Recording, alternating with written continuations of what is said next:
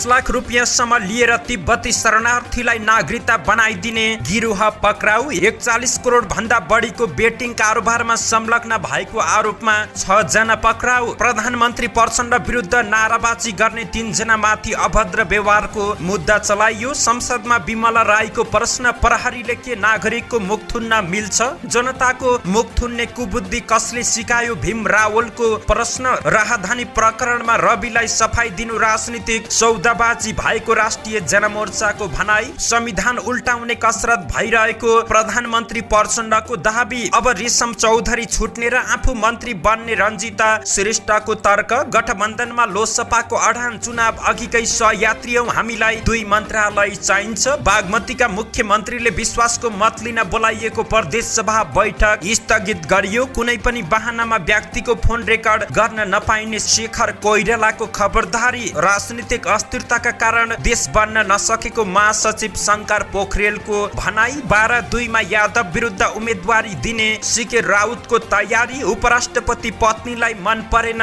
Green house फर्किन आफ्नै गाउँ। झापामा पूर्व राजासँग रापरपा नेतृत्वको सामूहिक भेट। राज संस्था पुनः स्थापना बारे छलफल गरियो। लघुवित्त विरुद्ध आन्दोलन गर्न भन्दै चन्दा असुली गरेको खुलासा। वैदेशिक रोजगार विभागका नायब सुब्बा पाण्डे विरुद्ध भ्रष्टाचार मुद्दा दायर। स्याङ्जाको पेट्रोल पम्पलाई 8.5 लाख रुपियाँ जरिमाना। 1900 लिटर पेट्रोल नष्ट गरियो। नुहाएको विज्ञापनलाई लिएर सञ्जालमा करिश्मा मानन्दरको फेरि पनि आलोचना। दैलेखमा ग्यास बोकेको ट्रक पल्टिँदा चालक सहित 3 जनाको ज्यान गयो। 1 दिवसीय वरियतामा नेपालको सुधार ओमानलाई पछि पार्दै। दर्शकबिन नमस्कार, तपाईँ हेर्दै हुनुहुन्छ नेपाल पोस्ट। म गोविन्द चपगाई। आज मिति विक्रमसम्म 2079 साल चैत महिनाको 9 गते बिहिबार, इस्वीसम्म 2023 मार्च 23 तारिक। यसै गरी आज चैत शुक्ल द्वितीय तिथिसँगै विश्व मौसम विज्ञान दिवस पनि रहेको छ। दर्शकबिन पछिल्लो क्रममा प्रहरीको 2वटा उपलब्धि। देशको संविधानै विरुद्ध लागेर कुकर्म गर्ने 2 गिरोहलाई पक्राउ गरेको छ। यसबारे जानकारी दिनेछौँ। प्रधानमन्त्री पुष्पकमल दाहाल विरुद्ध नाराबाजी गरिरहेका युवालाई प्रहरी प्रशासनले गाडीमा लैजाने क्रममा मुख थुनेपछि यति बेला सामाजिक सञ्जालमा व्यापक आलोचना भएको छ। यसबारेमा जानकारी दिनेछौँ। हिजो बसेको प्रतिनिधि सभा बैठकमा विभिन्न नेताहरूको तर्क, स्वास्थ्य सम्बन्धी जानकारी लगायत आज दिनभरि कहाँ के हुँदैछ त शुभ बिहानी सँगै सम्पूर्ण जानकारीहरू लिएर उपस्थित भएका छौँ। हामी प्रति कुनै प्रतिक्रिया छन् भने तलको कमेन्ट बक्समा आफ्नो प्रतिक्रिया उल्लेख गर्न सक्नुहुन्छ। तपाईँको प्रतिक्रियालाई मनन गर्दै अगाडि बढ्नेछौँ। आउनुहोस् शुभ बिहानी सँगै समाचारको दैलो उघारौँ। 5 लाख रुपियाँसम्म लिएर तिब्बती शरणार्थीलाई नागरिकता बनाइदिने गिरोह पक्राउको प्रसङ्गबाट। तिब्बती शरणार्थीलाई नेपाली नागरिकता बनाइदिने काममा संलग्न गिरोह पक्राउ परेको छ। काठमाडौँ उपत्यका अपराध अनुसन्धान कार्यालयको टोलीले चैत 5 गते पक्राउ गरेको थियो। उनीहरूलाई कार्यालयले हिजो बुधबार सार्वजनिक गरेको छ। कार्यालयका प्रवक्ता एसपी सोमेन्द्र सिंह राठौरले काठमाडौँको बबर महल क्षेत्रमा बसेर सरकारी कार्यालयहरूको कागजात, छाप तथा कर्मचारीको दस्तखत समेत कृत्य गरी झुटा लिखित तथा नक्कली सिफारिस तयार गरी गैर नेपाली व्यक्तिहरूको सक्कलै नेपाली नागरिकता समेत बनाइदिने गरेको अनुसन्धानमा खुल्न आएको छ। पक्राउ पर्नेहरूमा झापाको कचन कबलका कृष्ण बहादुर कटुवाल, भक्तपुरको मध्यपुर थिमीका न्युलकेश श्रेष्ठ, मोरङको सुन्दर हरैचाका हिरालाल शिवाकोटी, तनहुँ शुक्ला गण्डकी नगरपालिका स्थित तिब्बती शरणार्थी क्याम्पका लोपसाङ ठिन्ले र ललितपुर गोदावरीका विजय लामा रहेका छन्। पक्राउ परेका मध्ये कटुवाल 10 वर्षदेखि लेखापढी व्यवसायमा संलग्न व्यक्ति रहेको प्रहरीले जानकारी दिएको छ। उनको साथबाट विभिन्न व्यक्तिहरूको नक्कली नागरिकता, विभिन्न शैक्षिक संस्थाको शैक्षिक प्रमाण पत्र, सवारी चालक अनुमति पत्र, जन्म दर्ता, बसाई सराई, विवाह दर्ता, सम्बन्ध विच्छेद जस्ता वडा कार्यालयको सिफारिस लगायतका महत्त्वपूर्ण कागजात बरामद भएको प्रवक्ता राठौरले जानकारी दिएका छन्। पक्राउ परेका व्यक्तिबाट कृत्य गर्न प्रयोग हुने वडा कार्यालयहरूको छाप तथा दस्तखत, नक्कली कागजात पेश गरी बनाइएको गैर नेपालीले प्राप्त गरेको सक्कली नागरिकता समेत फेला परेको छ। कटुवालले जिल्ला प्रशासन कार्यालय काठमाडौँबाट तिब्बती शरणार्थीहरूको सक्कली नेपाली नागरिकता बनाउने क्रममा विभिन्न व्यक्तिहरूलाई नक्कली बाबुका रूपमा उपस्थित गराई शनाखत गराउने गरेको समेत खुलासा भएको छ। पक्राउ परेका नेपाली नागरिक न्युल्के श्रेष्ठ, कृष्ण कटुवाल समेतले मिङछुङ शेर्पा नामको नक्कली नेपाली नागरिकता बनाइदिई प्रतिपटक 10,000 रुपियाँ दिई भाडामा नक्कली बाबुको रूपमा जिल्ला प्रशासन कार्यालय काठमाडौँमा उपस्थित गराई शनाखत गर्ने गराएको समेत खुलेको छ। उनै श्रेष्ठ तिब्बती नागरिक सोनाम छोडेन, टाँसी शेर्पा, यशोदा शेर्पा, नामसे शेर्पा लगायतको सक्कली नागरिकता बनाउन नक्कली बाबु बनी सहयोग गरेका थिए। उक्त गिरोहले तिब्बती शरणार्थीको नागरिकता बनाउन प्रति व्यक्ति 3 देखि 5 लाख रुपियाँसम्म लिने गरेको पनि अनुसन्धानबाट खुलासा भएको छ। विभिन्न 35 जनाको नाममा खोलिएको डिजिटल वालेटमा कुल 41 करोड 15,89,276 रुपियाँ बराबरको बेटिङ कारोबार गर्ने गिरोहका 6 जनालाई प्रहरीले पक्राउ गरेको छ। पक्राउ पर्नेमा दिलीप सिंह कठायत, भूपराज नेउपाने, नयनराज भण्डारी, वरुण कुमार सिंह, वासुदेव पाण्डे र शिवानी तमाङ रहेका छन्। पक्राउ गरेसँगै उनीहरूले कारोबार गर्दै आएको बैंक खाताहरू रोक्का राखी थप अनुसन्धान कार्य भइरहेको काठमाडौँ उपत्यका अपराध अनुसन्धान कार्यालयका प्रवक्ता एवं सूचना अधिकारी सोमेन्द्र सिंह राठौरले जानकारी दिएका छन्। अनुसन्धानका क्रममा विभिन्न 15 जना व्यक्तिको 34 वटा बैंक खाता मार्फत जम्मा 12 करोड 25,35,911 बराबरको रकममा बेटिङ कारोबार गरेको देखिएकोमा सो बैंक खाताहरू समेत रोक्का राखी थप अनुसन्धान भइरहेको प्रवक्ता राठौरले जानकारी दिएका छन्। प्राप्त भएको विवरण अनुसार पक्राउ परेका व्यक्तिहरूबाट हालसम्म कुल 9 करोड 8,13,108 बराबरको रकम बेटिङ मार्फत कारोबार भएको देखिएको पनि उनले जानकारी दिएका छन्। प्रधानमन्त्री पुष्पकमल दाहाल प्रचण्ड सहभागी कार्यक्रममा नाराबाजी गर्ने 3 जना विरुद्ध अभद्र व्यवहार मुद्दामा अनुसन्धान हुने भएको छ। जिल्ला प्रहरी परिसर काठमाडौँका प्रवक्ता एसपी सीताराम रिजालले अभद्र व्यवहारमा अनुसन्धान गर्न जिल्ला प्रशासन कार्यालय काठमाडौँबाट म्याद लिन लागि जानकारी दिएका हुन्। अभद्र व्यवहारको मुद्दामा म्याद थप गर्न भनिएको छ, त्यसका लागि उनीहरूलाई जिल्ला प्रशासन कार्यालय लगिएको छ। उनले भने मंगलबार नयाँ बानेश्वरमा आयोजित एक कार्यक्रममा ती युवाले नाराबाजी गरेका थिए। पक्राउ पर्नेमा सोलखुम्बुका 23 वर्षीय उद्धव बस्नेत, बझाङका 18 वर्षीय विप्लव खड्का र बागलुङका सोम शर्मा रहेका छन्। प्रहरीको बयानमा उनीहरूले आफूहरू नेपाल स्वतन्त्र युवा अभियान समूहका अभियन्ता भएको जानकारी दिएका थिए। नेकपा एमालेकी सांसद डाक्टर विमल राई पौडेलले प्रहरीले बोल्न नदिएर मुख थुनेको विषयमा सरकारसँग जवाब मागेकी छिन्। प्रधानमन्त्री दाहाल सहभागी एक कार्यक्रममा केही युवाले नाराबाजी गर्दा प्रहरीले मुख थुनेर बोल्न नदिएको घटनामा बुधबारको राष्ट्रिय सभा बैठकमा सांसद राईले सरकारलाई प्रश्न गरेकी हुन्। ती युवाहरूले प्रचण्डलाई आफ्ना कुरा राख्न पाउनुपर्ने माग गर्दा प्रहरीले मुख थुन्दै पक्राउ गरेको थियो। उनले युवाहरू बोल्न खोजेका बेलामा प्रहरीहरूले जबरजस्ती मुख थुनेको र घाँटी न्याकी रहेको देखिएको भन्दै नागरिकले बोल्न पाउने अधिकारमाथि सरकारले ज्यादती गर्नुको कारण खोजेकी छिन्। अस्तिदेखि सञ्चार जगत र सामाजिक सञ्जालमा केही युवाहरू बोल्न खोजेको र केही प्रहरीहरूले उनीहरूको जबरजस्ती मुख थुनेको र घाँटी न्याकी रहेको भिडियो सामाजिक सञ्जालमा भाइरल बनिरहेको छ। लछार पछार पारिरहेको तस्बिर देखिएको छ। यी युवाहरूले के बोल्न खोजेका थिए र प्रहरीले त्यस्तो ज्यादती गरेको हो। संविधानले स्वतन्त्रतापूर्वक विचार राख्न पाउने, बोल्न पाउने अधिकार सबै नागरिकलाई दिएको छ। प्रहरीले बोल्नेको मुख थुन्न मिल्छ कि मिल्दैन, सांसद राईको प्रश्न रहेको थियो। त्यसरी मुख थुन्ने प्रहरीमाथि कारबाही भएको छ कि छैन भन्दै उनले गृह मन्त्रालयको ध्यान आकर्षण समेत गराएकी छिन्। यसैगरी नेकपा एमालेका नेता भीम रावलले प्रहरीले मुख थुनेर बोल्न नदिएको विषयमा आपत्ति जनाएका छन्। प्रधानमन्त्री पुष्पकमल दाहाल प्रचण्ड उपस्थित एक कार्यक्रममा सहभागी युवाले बैंकको ब्याज घटाउनु पर्ने भन्दै नाराबाजी गरेपछि प्रहरीले युवाहरूको मुख थुनिदिएको थियो। सोही घटनालाई लिएर रावलले आपत्ति जनाएका छन्। जनताको मुख थुन्ने तथा देश विदेशलाई हेर्ने आफ्नै विवेकको आँखा थुन्ने तर दलाल पुँजीपति र बाहिरी हस्तक्षेपकारीहरूलाई देश संस्कृति र राज्यमा दाइँ गर्न खुल्ला छोड्ने यस्तो बुद्धि कसले सिकायो, रावलले ट्विट गर्दै प्रश्न गरेका छन्।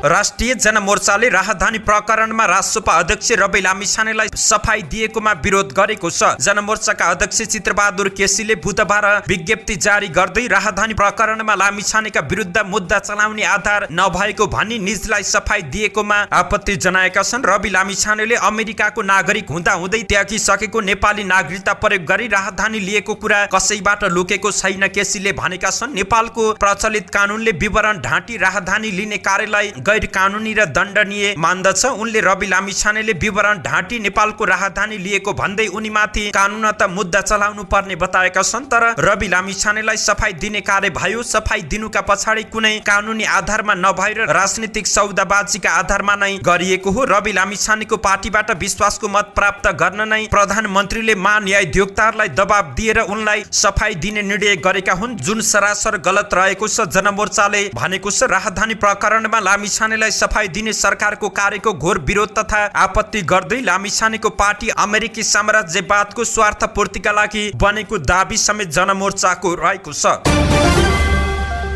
प्रधानमन्त्री पुष्पकमल दाहाल प्रचण्डले संविधानको व्यवस्थालाई उल्टाउने कसरत भइरहेको दाबी गरेका छन्। बुधबार राष्ट्रिय सभामा दलितमाथि विभेद अन्त्यका लागि संकल्प प्रस्ताव माथिको छलफलको क्रममा उठेका प्रश्नको जवाब दिने क्रममा प्रधानमन्त्री प्रचण्डले यस्तो बताएका हुन्। उनले भने समाजमा सामाजिक जागरण र दलित मुक्तिको अभियान, समाजमा त्यो आन्दोलन प्रक्रिया अगाडि बढेन भने कानुन बिस्तारै निष्क्रिय हुँदै जाने, कानुन निष्प्रभावी हुँदै जाने खतरा रहेको छ। बिस्तारै ती कानुन र संविधानको व्यवस्थालाई पनि उल्टाउने कसरत पनि सुरु हुन सक्छ। उनले दलित र उत्पीडितहरूका विरुद्ध फेरि एकचोटि सामन्तवादतिर फर्काउने कसरत भएको टिप्पणी गरेका छन्।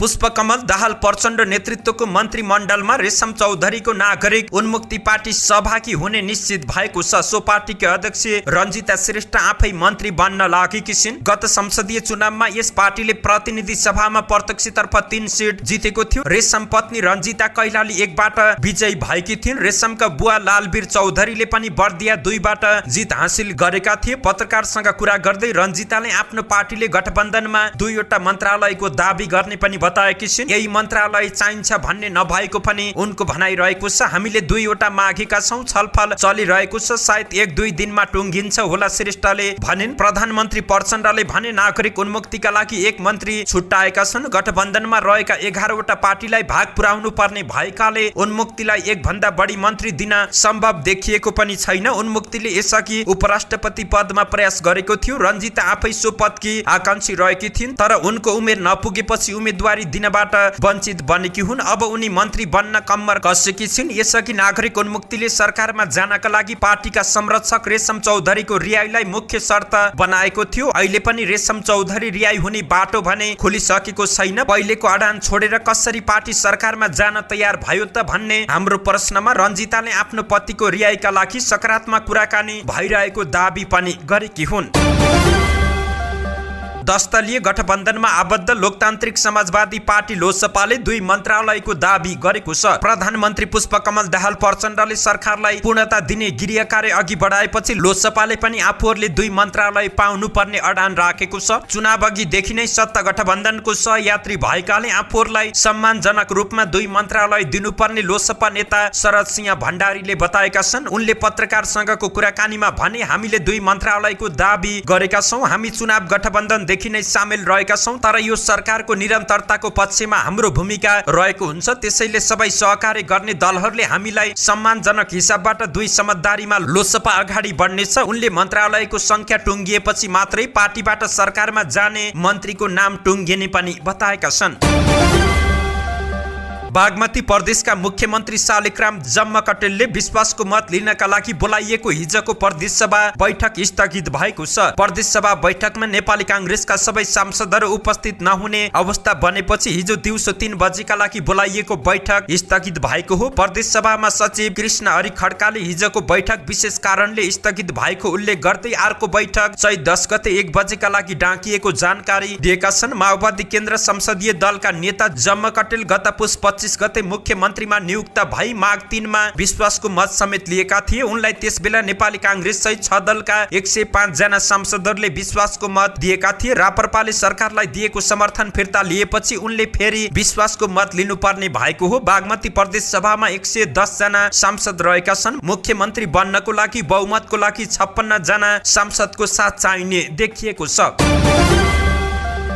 नेपाली कांग्रेसका नेता डाक्टर शेखर कोइरालाले सरकारले जुनसुकै व्यक्तिको फोन रेकर्ड गर्न सकिने व्यवस्था सहितको कानून ल्याउन लागेको भन्दै त्यसको विरोध गरेका छन्। कुनै व्यक्तिको लोकेसन पत्ता लगाउनु परेमा अदालतको आदेश लिनुपर्ने अवस्थालाई परिमार्जन गर्दै सरकारले आफू खुसी रेकर्ड गर्न सक्ने गरी कानून ल्याउन लागेको भन्दै कोइरालाले त्यसको आलोचना गरेका छन्। नेता कोइरालाले कुनै पनि बहानामा नितान्त व्यक्तिगत फोन ट्याप गर्ने कार्य स्वीकार्य नहुने भन्दै आफ्नो फेसबुकमा लेखेका छन्। लोकतन्त्रमा यो वा त्यो बहानामा नितान्त व्यक्तिगत फोन ट्याप गर्ने कार्य स्वीकार्य हुने छैन। उनले सरकारको आलोचना समेत गर्दै लेखेका छन्, विगतमा विरोधका कारण रोकिएको यो कार्य फेरि अगाडि बढाउनुले सरकारको नियतमाथि प्रश्न उठेको छ। राष्ट्रिय सुरक्षासँग जोडिने यस्ता कार्यप्रति दल, मानव अधिकार कर्मी, नागरिक समाज र प्रेस जगतको समेत ध्यान जान उनले आग्रह गरेका छन्।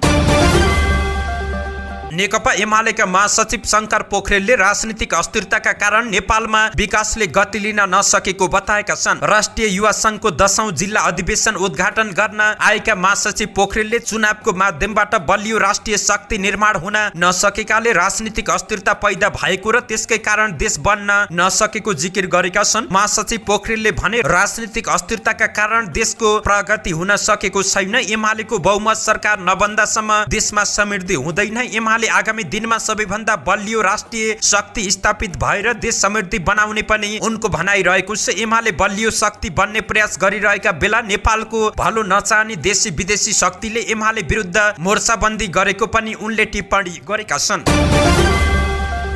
जनमत पार्टीका अध्यक्ष सीके राउतले 12 निर्वाचन क्षेत्र नम्बर 2 मा वैशाख 10 गते हुने प्रतिनिधि सभा उपनिर्वाचनमा पार्टीबाट उम्मेदवारी दिने बताएका छन्। जनमतले संघमा नेकपा माओवादी केन्द्र र मध्य प्रदेशमा जनता समाजवादी पार्टी नेतृत्वको सरकारलाई साथ दिएको छ। 12 को कलैया स्थित सिद्धेश्वर संस्कृत माविमा पार्टीले बुधबार आयोजना गरेको पार्टी प्रवेश कार्यक्रमलाई सम्बोधन गर्दै अध्यक्ष राउतले उपनिर्वाचनमा उम्मेदवारी दिने बताएका छन्। यस क्षेत्रबाट निर्वाचित प्रतिनिधि सभा सदस्य रामसाई प्रसाद यादव उपराष्ट्रपति बनेका छन्। उक्त खाली क्षेत्रबाट चुनाव लडेर संसद छिर्ने दाउमा जसपा अध्यक्ष उपेन्द्र यादव रहेका छन्। 72 मा मक्सिर 4 मा भएको निर्वाचनमा यादवलाई पराजित गर्दै राउत प्रतिनिधि सभामा निर्वाचित भएका हुन्। उपेन्द्र यादव फिरङ्गी हुन्। राउतले भने, 70 का जनताले जसरी हराए त्यसरी नै 12 मा पनि हराउनु पर्छ। जनमत पार्टीले यहाँ नजितेसम्म परिवर्तन नहुने पनि उनले बताएका छन्। पार्टीबाट उम्मेदवारी कसैले रोक्न सक्दैन उनले भने। निर्वाचन आयोगको उपनिर्वाचनको मिति घोषणा गरेसँगै राउतले 12 आएर यादव विरुद्ध यस्तो अभिव्यक्ति दिएका हुन्। उपराष्ट्रपति रामसाई यादवकी श्रीमती चम्पा देवी यादव उपराष्ट्रपति निवास ग्रीन हाउस छोडेर आफ्नै गाउँ फर्केकी छिन्। 12 को कलैया स्थित घरमा गाई बस्तु र खेतबारी हेर्नुपर्ने भन्दै उनी काठमाडौँ छोडेर हिजो कलैया पुगेकी हुन्। चम्पा देवी आफ्नो घर छोडेर चैत 6 गते भएको उपराष्ट्रपतिको शपथ ग्रहण कार्यक्रममा समेत काठमाडौँ आउन चाहेकी थिइनन्। शपथ ग्रहणमा श्रीमतीको उपस्थिति अनिवार्य रहेको छ भनेर उनलाई कलैयाबाट जबरजस्ती काठमाडौँ ल्याइएको थियो। त्यसैता उनले 2 दिन जसोतसो काठमाडौँमा बिताइन्। चम्पा देवीका छोरा शत्रुधन यादव भन्छन्, मम्मी शपथ ग्रहणमा पनि आउन मान्नु भएको थिएन। जसोतसो ल्यायौं, तर शपथ ग्रहण सकेकै दिनदेखि उहाँले गाउँ फर्कन्छु भन्न थाल्नुभयो। घरमा कोही छैन, गाई बस्तुको कस्तो भइरहेको होला, खेतीपाती कसले हेरे होला भन्दै घर जान्छु भनेर जिद्दी गरेपछि आज गाउँ पठाएका छौं उनले हिजो भनेका थिए। चम्पा देवीको जिद्दीको अगाडि कसैको केही चल्दैन। उपराष्ट्रपति रामसाई यादव जति सरल छन् चम्पा देवी त्यति नै कडा। चम्पा देवीका लागि उपराष्ट्रपति पद केही पनि होइन, उनका लागि आफ्नै गाई भैँसी र खेतबारी नै प्यारो रहेको छ। चम्पा देवीले भनिन्, उपराष्ट्रपति सधैँका लागि हुने होइन, 5 वर्षपछि फेरि यही ठाउँमा आउनुपर्छ, यही गाई बस्तु र खेतीपातीमा रमाउनु पर्छ भने किन त्यहाँ बस्नु। कलैया स्थित गाउँमा 2 कोठाको पक्की घर बन्दैछ, त्यहाँ मिस्त्रीले काम गरिरहेका छौं। एउटा बाछी छ, बाख्रा पनि रहेको छ, खेतीपाती पनि छ, यो सब कसले हेर्दिन्छ। चम्पा देवीले प्रश्न गर्दै यो सब कुरालाई त्यत्तिकै छोडेर काठमाडौँ बस्न नसकेको बताएकी छिन्। चम्पा देवी यसअघि काठमाडौँमा 1 वर्ष बसेकी थिइन्। 2064 मा उपराष्ट्रपति रामसाई यादव संविधान सभा सदस्यमा चुनाव जितेपछि चम्पा देवी पनि काठमाडौँ आएर बसेकी थिइन्, तर आर्थिक अवस्था बिग्रिँदै गएपछि उनी गाउँ गएर गाई बस्तु पाल्न थालिन्। त्यसबाट घरको आर्थिक अवस्थामा सुधार हुन थाल्यो। संविधान सभा सदस्यबाट हटेपछि रामसाई यादव चम्पा देवीमै निर्भर भए। चम्पा देवीले पालेको गाई भैँसी र बाख्राबाट हुने आम्दानीले घर चल्ने गर्थ्यो। पछिल्लो चुनावमा पनि 1 लाख पर्ने एउटा भैँसी 60,000 मा बेचेर रामसाई यादवलाई दिएको गुनासो समेत उनले गरेकी छिन्। राष्ट्रिय प्रजातन्त्र पार्टीका शीर्ष नेताहरूले झापा पुगेर पूर्व राजा ज्ञानेन्द्र शाहसँग सामूहिक भेटवार्ता गरेका छन्। भेटमा देशको समसामयिक परिस्थिति र राज संस्था पुनः स्थापनाको विषयमा छलफल भएको बताइएको छ। राप्रपाका अध्यक्ष राजेन्द्र लिङदेन, वरिष्ठ उपाध्यक्ष रविन्द्र मिश्र, वरिष्ठ नेता डाक्टर प्रकाश चन्द्र लोहनी र महामन्त्री डाक्टर धवल शमशेर राणा पूर्व राजालाई भेट्न झापा पुगेका थिए। पूर्व राजाकै प्रस्तावमा यो भेटघाट भएको बुझिएको छ। राप्रपाका वरिष्ठ नेता डाक्टर प्रकाश चन्द्र लोहनीले भेटवार्ताका क्रममा पूर्व राजाबाट देशको अवस्थाबारे चिन्ता प्रकट भएको बताएका छन्। अहिले नेपालको बिग्रँदो आर्थिक स्थिति, राजनीतिमा देखिएको अस्थिरताले राष्ट्रमा पर्न सक्ने असरबारे उहाँको चिन्ता रहेको थियो। डाक्टर लोहनीले भने सबै राजनीतिक शक्तिहरूले देशको समस्या समाधानका लागि मिलेर काम गरून् भन्ने पूर्व राजाको चाहना रहेको पनि उनले उल्लेख गरेका छन्। डाक्टर लोहनीले राज संस्था र हिन्दू राष्ट्र पुनः स्थापनाको विषयमा पनि छलफल भएको बताएका छन्। पूर्व राजा लामो समयदेखि झापामा रहेको आफ्नो निजी निवासमा बसेका छन्। केही दिन अघि उनी त्यहीबाट भारत भ्रमणमा पनि गएका हुन्। उनी झापामा नै राजनीतिक भेटघाटहरू गर्दै आइरहेका छन्। लघुवित्त विरुद्ध आन्दोलन गर्न खर्च जुटाउनु पर्ने भन्दै संघर्ष समितिले पीडितबाटै पैसा असुली गर्ने गरेको भेटिएको छ। लघुवित्त वित्तीय संस्थाबाट लिएको ब्याज र सावा मिना गरिदिने प्रलोभन देखाउँदै संघर्ष समितिका नाममा सदस्यताका लागि भनेर पीडितबाटै चन्दा असुली गर्न थालेको प्रमाण भेटिएको छ। लघुवित्त संस्था विरुद्धको संघर्ष समितिको रसिदमा हरेक सदस्यबाट 500 रुपियाँका दरले चन्दा असुली गरेको देखिएको छ। केही महिना यता धेरै स्थानमा यसरी चन्दा उठाउने प्रवृत्ति बढ्दै गएको पाइएको छ। कपिलवस्तु चनौटा 6 का मणिराम कोरीले आन्दोलनका लागि भन्दै आफ्नो गाउँबाट 500 रुपियाँ असुल गरिएको बताएका छन्। आन्दोलन गर्न भन्दै गाउँका सबै घरबाट 500 रुपियाँ असुली गरिएको थियो। उनले भने ऋण नलिएकाहरूबाट पनि जबरजस्ती पैसा लिएको बुझिएको छ। उक्त समूहले रसिद नै काटेर चन्दा असुली गरिरहेको संघर्ष समितिको प्रमाण पत्र तथा परिचय पत्र पनि वितरण गरिरहेको बुझिएको छ। अख्तियार दुरुपयोग अनुसन्धान आयोगले वैदेशिक रोजगार विभागमा कार्यरत नायब सुब्बा प्रमोद पाण्डे विरुद्ध 30,000 घुस लिएको आरोपमा मुद्दा दायर गरेको छ। अख्तियारका प्रवक्ता भोला दाहालले वैदेशिक रोजगार कसुरमा मिलापत्रपछि रोक्का भएको बैंक खाता सञ्चालन गर्ने बहानामा सेवाग्राहीसँग 30,000 घुस लिएको पाइएकाले पाण्डे विरुद्ध विशेष अदालतमा मुद्दा दायर गरिएको जानकारी दिएका हुन्। पाण्डेलाई 30,000 रुपियाँ घुस लिइसकेको अवस्थामा यसअघि नै नियन्त्रणमा लिएको अख्तियारले जानकारी दिएको छ। पेट्रोलमा मिसावट गरी बिक्री गरेको प्रमाणित भएपछि स्याङ्जा सदरमुकाम पुतली बजार 3 मा रहेको नेपाल पेट्रोलियम सप्लायर्स प्रणालीलाई जिल्ला प्रशासन कार्यालयले जरिमाना तिराएको छ। पेट्रोलमा मिसावट गरी बिक्री गर्ने सञ्चालक तथा कर्मचारीलाई प्रशासनले जरिमाना गरेको छ। प्रशासनले मिसावट गरी पेट्रोल बिक्री गर्ने पम्पका सञ्चालक कृष्ण प्रसाद शर्मा, जनकराज शर्मा, भगवती रेग्मी शर्मा र सम्झना शर्मा नेपाललाई जनै 1,80,000 र कर्मचारी सुभाष छेत्रीलाई 1 लाख गरी 8,20,000 रुपियाँ जरिमाना तिराइएको छ। यस्तै मिसावट गरी बेच्नका लागि राखिएको 1,918 लिटर पेट्रोल खाल्टो खनेर नष्ट गरिएको छ। अपराध पीडित राहत कोषका सञ्चालक 4 जनाबाट जनै 7,200 र कर्मचारी छेत्रीबाट 4,000 गरी 32,800 रुपियाँ जरिमाना गराइएको पनि जिल्ला प्रशासन कार्यालयले जानकारी दिएको छ। ल्याब परीक्षणबाट पेट्रोल पम्पमा मिसावट गरी कमर्सियल पेट्रोललाई असल र राम्रो पेट्रोल हो भनी झुक्क्याई बिक्री गरेकाले कालो बजार तथा केही अन्य सामाजिक अपराध तथा सजाय ऐन 2032 को दफा 6 अनुसार नगद जरिमाना र पेट्रोल नष्ट गरिएको स्याङ्जाका प्रमुख जिल्ला अधिकारी शशिधर घिमिरेले जानकारी दिएका हुन्। पछिल्लो समय चर्चा र विवादमा आइरहेकी अभिनेत्री करिश्मा मानन्दर फेरि चर्चामा रहेकी छिन्। कारण रहेको छ सोलर र हिटर सम्बन्धी विज्ञापन। उमेर छिपी सक्दा पनि आफूलाई सानै उमेरको जस्तो देखाउन सक्ने उनको खुबी रहेको छ। अर्कोतर्फ लामो समयदेखि सिनेमा जगतमा अभिनय गरेर सफलता पाएकी छिन्। लामो समय फिल्ममा काम गरेकी करिश्मालाई भने पछिल्लो विज्ञापनले ताली भन्दा धेरै गाली दिइरहेको छ। करिश्माले बोस कम्पनीको सोलर हिटर सम्बन्धी एक विज्ञापनमा हालै अभिनय गरेकी छिन्। सोही विज्ञापन उनले आफ्नो पेजमा पनि शेयर गरेकी छिन्। विज्ञापनमा करिश्माको अभिनय र संवादलाई लिएर आलोचना भइरहेको छ। कतिपयले त्यो विज्ञापनमा करिश्मालाई नसुहाउने भन्दै प्रश्न तेर्साएका छन्। कतिपयले भने उनको शैली र संवाद अशोभनीय भन्दै आलोचना गरिरहेका छन्। उनको पोस्टमा आएका अधिकांश प्रतिक्रियामा अभिनय र प्राविधिक पक्षलाई प्रश्न उठाइएको छ भने कतिपयले ओभर एक्टिङ भएको भन्दै मजाक उडाइरहेका छन्।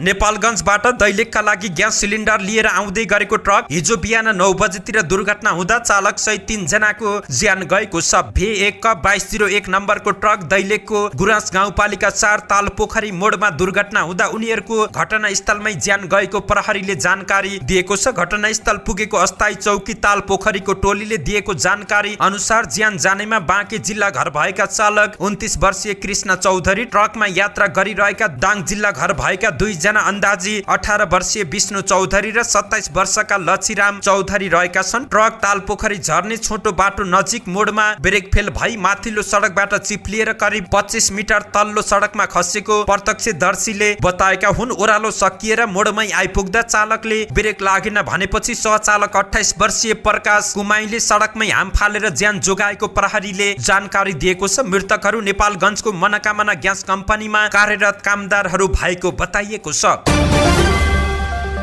नेपाली राष्ट्रिय क्रिकेट टोलीले 1 दिवसीय अन्तर्राष्ट्रिय वरियतामा सुधार गरेको छ। आइसिसी क्रिकेट विश्वकप लिग 2 को पछिल्ला 12 मध्ये 11 खेलमा जित निकालेको नेपाल वरियताको 15औं स्थानमा ओख्लिएको छ। यसअघि नेपाल वरियतामा 16औं स्थानमा रहेको थियो। अन्तर्राष्ट्रिय क्रिकेट परिषद आइसिसीले मंगलबार अपडेट गरेको 1 दिवसीय तर्फको वरियतामा नेपाल 1 स्थान ओख्लिएको छ। यो सँगै नेपालले वरियतामा ओमान, नामिबिया, युए, अमेरिका र पपुवा न्युगिनीलाई पछि पारेको छ। घरेलु मैदानमा स्कटल्यान्ड र नामिबिया सँगको लिग 2 खेल्नु अघि 19औं स्थानमा रहेको नेपाल अघिल्लो साता 16औं स्थानमा ओख्लिएको थियो। स्कटल्यान्ड र नामिबिया सँगको 1 सिरिज तथा पपुवा न्युगिनी र युए सँगको 2 सिरिजका कुल 12 मध्ये नेपाल 1 खेलमा मात्र पराजित बनेको थियो। धन्यवाद। यस्तै ताजा समाचारको लागि नेपाल पोस्ट हेर्दै गर्नुहोला।